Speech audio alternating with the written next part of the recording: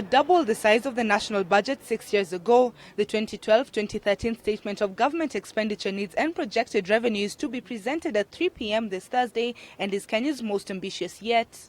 But while the issue of how the money should be spent has been subjected to numerous discussions, with most stakeholders agreeing that more resources should be channeled towards developing the country's social and economic infrastructure such as roads, energy, education and healthcare, the government will on Thursday be expected to state how it plans to finance the budget at a time when the country's debt stands at about 1 trillion shillings and the cost of living remains high.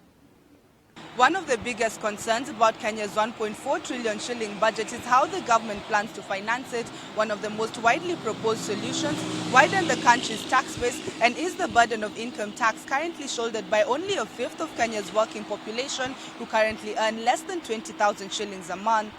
They need to explore widening of pay-as-you-earn tax brackets in order to stimulate or increase disposable income. According to the Kenya National Bureau of Statistics, Kenya's formerly employed labor force stands at just over 2 million people, all of them paying income tax at the rate of between 10 and 30% of their taxable incomes. However, Kenya's informally employed are 4 times this figure, meaning that about 8 million working Kenyans do not pay income tax.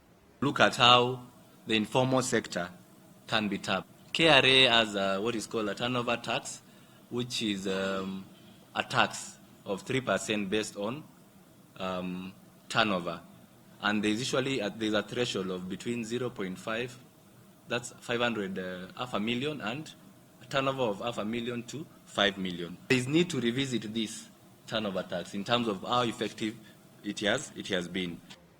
But what do Kenyans think about this proposal?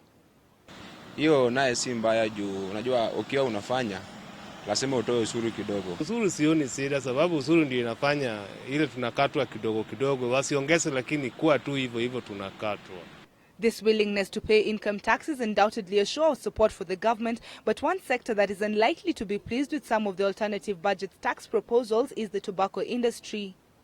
Tax shares in cigarette prices is about 55%, and so the proposal here is that this need to be increased progressively to achieve the WHO, World Health Organization, recommendation of 70%. Now, as the country awaits the presentation of the budget statement to find out if proposals made have been taken into account, Kenyans are hoping that any revenue realization measures spelled out will not add on to the already high cost of living, but instead improve the quality of their lives.